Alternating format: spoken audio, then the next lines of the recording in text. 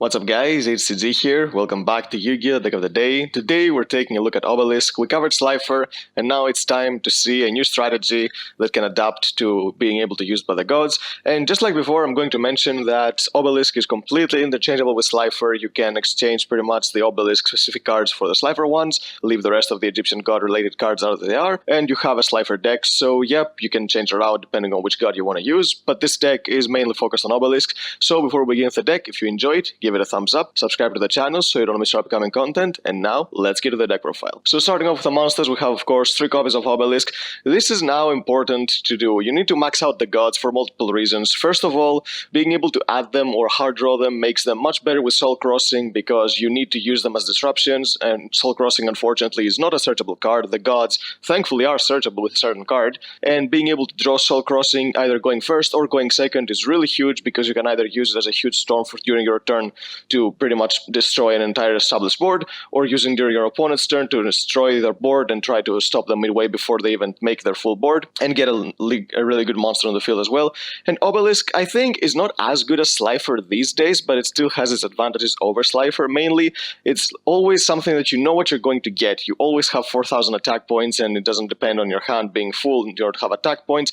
And it's also much harder to deal with in a grind game because Slifer, your opponent can play around if they don't rely on leaks too heavily because they can just special summon everything in defense, but Obelisk being untargetable means that your opponent is going to have a really hard time dealing with, and only cards like Access Code or Boral Sword can actually beat it because they can just run it over, which is not the easiest thing to do, especially if you have other types of interruption. I mean, if you let your opponent do whatever they want, then yes, they're going to do that. And also Obelisk can destroy a board on its own, which in combination with Soul Crossing, you can just destroy so many monsters. Even if your opponent tries to recover and get a lot of monsters on the field, even after you tribute their board, you can still use Obelisk's effect to just blow up their entire field. You won't be able to attack with Obelisk this turn, but I mean, the payoff is really good anyway, so it doesn't matter if you just don't finish them off that turn. Now, for the engine that helps you get into more cards that will actually help Obelisk assert the effect on the field and also add it to the hand so you can use Soul Crossing, is 3 copies of Tour Guide with one copy of Edgem Saber. I was using the same engine in the Slifer deck, but this is a different deck. Yes, the engine is still the same because you need to find something that can stack the top of your deck, and aside from Dark Magician and Edgem Saber, I haven't really found anything that's very reliable and consistent enough in order to be able to use the true name with its full potential, because if you can't use the true name, then you won't be able to search the god, so being able to draw a god and Soul Crossing is going to be very inconsistent, so you need to be able to do that as well. And also special summoning them going second is very important to be able to deal with boards and then use them as link materials because they're going to get destroyed during the end phase anyway, and being able to stack your deck is really important. And this is a Picky Fire deck, and with Picky Fire, getting a 3-level monster on the field from the graveyard is never a bad thing, so being able to get your Edgem Sabers back, and the card you put back in the top of your deck, you don't really care because when you use this effect, you're just going to use the true name and add that card back. So it's not like you neg, it's just a free special summon from the grave for a level 3 monster that you can use for Dante or Breaksword or anything else that you want. So it's a really good card, a really good engine that you can use in a lot of different decks. It doesn't even have to be Burning Abyss. I mean, we did feature Lair of Darkness before, so as you can see, this engine has a lot of uses in order to be able to use in other stuff too. And maybe there are other engines out there that can consistently use the true name. I just haven't thought of them yet, so I think this is the most consistent way to play them. And if you like one of the other deck better, if you like Lair of Darkness better or this better, and you like another god, then of course you can interchange the ones and pretty much play whichever one you want. Now, for the rest of this deck, you might find some ratios a little bit weird as concerning a standard Picky Fire lineup, and that's because I tried to make space to fit in the Obelisk and the god cards, because I tried to make it a 40 card deck. I didn't want to play more than 40 because playing gods is inconsistent enough, in my opinion, because the only way you want to play something like this is if you want to play it a casual deck, because if you're searching for a Picky Fire deck, then this is not the deck for you. You should be searching for a pure Picky Fire deck, but this is more likely a deck that you can play for a casual thing, and you can play other stuff as well. But I found that the generic god support that we got, stuff like Reactor Slime or Raz Disciple, aside from stuff like Ra, Obelisk and Slifer don't really need to be able to be played like just because of true name. Unfortunately, Ra cannot be used with true name because it cannot be special summoned, but if you're playing Slifer or Obelisk, I think being able to use the true name is the best way to go.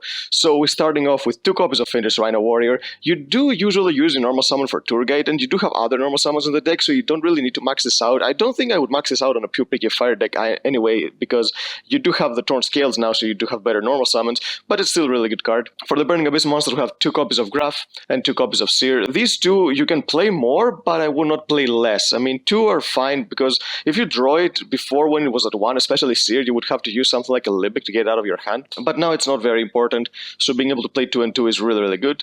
And for the one-offs, we have 1 copy of Skarm, 1 copy of Farfa, and 1 copy of Libic. Farfa is here for Beatrice in order to be able to disrupt your opponent. Skarm is here just in case you mill at Rhino or the actual Skarm to get it during the end phase research with your Dante. And Libic, sometimes you have to use it in order to go for some push plays, because if your hand is full of BA, then you have to be able to get some out of your hand without blowing themselves off, so you can get some more links on the field to can go for a game. For the Phantom Knights, we have 3 copies of Thorn Scales. This is a card I would absolutely run 3 no matter what kind of build I was playing, because it's such a good card. Being able to resolve this card is so huge. It gives you so much advantage because you send so many cards to the grave. With Bardiz and Cherubini, you send even more. I mean, just resolving this card is much better than Tour Guide. And for the rest of the Phantom Knights, we have 2 copies of Silent Boots. Yes, I know 2 might seem weird, but I said before that I had to find room for other cards.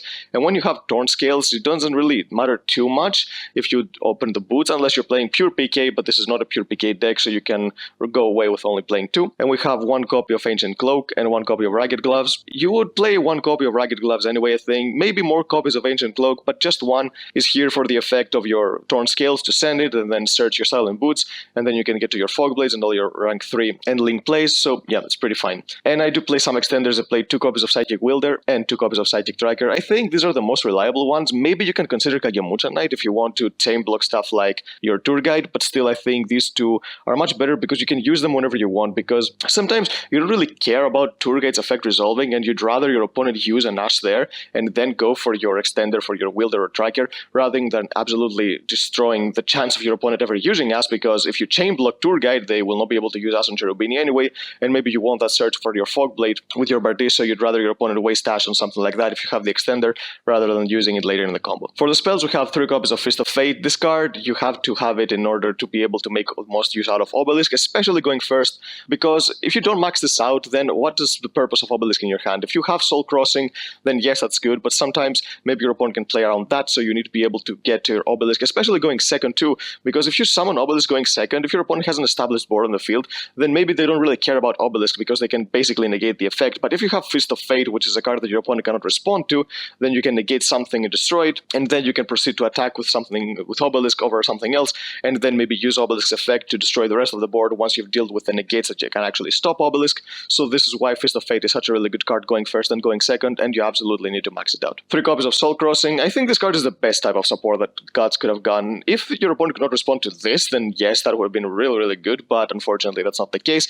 But still really good card, especially going first. When you search your Obelisk with a True Name or you Hard Droid, and you set this, then you can just completely blow out your opponent, because distributing 3 monsters and getting an untargetable 4k beater is really huge. And the fact that it doesn't let you use only 1 effect until the end of the next turn, except from the Gods, doesn't matter too much, because the payoff you're getting with this card is so good. And sometimes you already have an established board. It's not like you will ever set this and an Obelisk in your hand and just hope that your opponent summons 3 monsters so you can use this, because you will have other cards on the field, because you don't play a pure God, like you play PK Fire, so you might have a Beatrice, you might have an Appaloosa, you might have a Bardiz, some Fogblade set, so you have other stuff as well. So you only being able to use those effects first and using Soul Crossing last means that you can pretty much bypass the entire restriction for this turn, and the next turn you don't really care, you already have enough damage to win the game anyway, so this is how you don't really care about this card's restriction and just make it much better. 3 copies of True Name. If you're playing Slifer or Obelisk, I suggest maxing this card out. Of course, if you're playing in a strategy that can stack the top card of the deck, because relying on this card without knowing what the top card of your deck is, that's never gonna happen. I mean, it can happen in some scenarios, which leads into some really funny situations with the decks like this, and this is what makes the decks even more fun, but still, you have to make sure that you can get the top card right, and this is why Agim Sabers is here, giving you more extenders and giving you access to this card, being able to search anything you want back from the top of the deck, and then get to your Obelisk, and then special summon it going second. Pretty good. You need to max it out. And for the rest of the spells, play just 1 copy of Rhoda, 1 copy of Foolish. I mean, it's PK Fire, you have to play these cards. And the last card is 2 copies of Fogblade. You don't really need 3, to be honest. I mean, there are grind scenarios where you would search 3, but I mean, if you get to that point, if you're playing a deck like this, then you're basically not going to win, because if you get it in a super grind game with a deck like this, then you're most likely going to run out of your resources, because you do have cards that are potential breaks when you draw and stuff. I mean, if you're playing a pure PK Fire, yes, you cannot lose the grind game, but this deck can. So the focus of this deck is basically to end the game as fast as possible, and this is what Obelisk really is good at,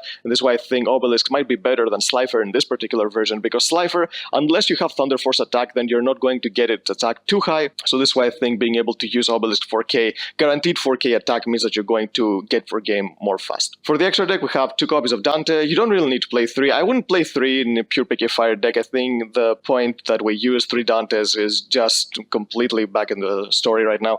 We don't really need to play 3. You use other cards too. 1 copy of Beatrice. Unfortunately, this card is still a 1. Hopefully, in the future ban list, maybe this ban list or maybe in another ban list, we can get more copies. I don't think she would be busted if she was at 3. So please, Konami, give us back more copies of Beatrice. It would give this deck a much better fighting chance. 2 copies of Breaksword. You do play 2 copies of Breaksword because sometimes you use the first one to be able to bait something going first, and then you want to use the second one with Phantom Knights in order to go for the push play with Dark Rebellion, so actually 2 copies come up. 1 copy of Dark Rebellion. Of course, you need to play this if you want to make the most out of your Breakswords. 1 copy of Levier. This is how you reuse a single copies of Cloak and Gloves, so it doesn't really hurt too much playing only 1 of each, just because you can get them back from the Banish Zone with Levier. 1 copy of Dante Pilgrim in order to have the float with your Beatrice to have an extra monster. And for the Link monsters, we have 1 copy of Cherubini. You usually want to be using this to send your Edgem Sabers. Sometimes you can use it something else. If you don't have the true name, then yes, sending Edgem Sabers might not be the most optimal thing, and you'd rather send them like a Seer or maybe even a Graph. If you don't have a Graph for your tour guide, then you can go for more plays. 1 copy of Masquerena. You end on Masquerena sometimes when you have your Dante on the field, so you can float it back from the grave with Seer, and then search on back from the grave to discard for Beatrice, and then once you've used Beatrice's effect, you use Masquerena to go for a Unicorn, and this is how you get more interruptions out of the deck. For the Nightmares, play just Phoenix and Unicorn. You don't really need Cerberus. You do have a lot of ways of dealing with monsters anyway, so I don't think Cerberus covers anything that the deck doesn't already do. 1 copy of Bardiche. Of course, you have to play 1. You don't really need more than 1. It's much more optimal to bring this 1 copy back from the grave with the Fogblade, rather than going all the way of making a second one from the extra deck, so yeah, that's why you don't need a second one. And for the Link Force, we have 1 copy of Appaloosa and 1 copy of Boral Sword. You can replace this with Access Code if you want, but I tried to make the deck as budget as possible. And Appaloosa comes up very often. You usually can summon her along with a Beatrice if your hand is decent turn 1, and maybe have a Fogblade on set, so this is why this card makes the deck even more powerful, having more interruptions. And the good thing about this deck is that Fogblade covers stuff like being able to play around Droplets, Dark Ruler no more. You don't really lose to anything that would completely blow out an entire combo deck because they only have monsters. You also have a trap and maybe Soul Crossing as well with Obelisk to give you some disruption from your back row, so you can play even if you get blown out by these cards. So yep, that's the deck, guys. I think the gods have never been in a better spot than this, and hopefully we can get even more stuff because King's Court is pretty much promising us more stuff. They said the Slifer is going to have synergy with the Poker Knights, so maybe we can get even more cards as well and make the decks even more fun, even more reliable, and even more consistent. But for that, we'll have to wait and see. For now, I think if you want to play a deck that is not completely dedicated to the gods, but is consistent enough to the point of being able to summon the gods consistently every single game, then I think decks like these, being able to use a true name, is what you should be looking for. And there are so many other strategies out there that I probably haven't even thought of that you can use to be able to use a true name. So if you have any other ideas, then comment down below. Let's see what we can come up with to make the decks even more fun. So yep, that's the deck, guys. If you enjoyed it, give it a thumbs up, subscribe to the channel so you don't miss upcoming videos, and we'll see you next time.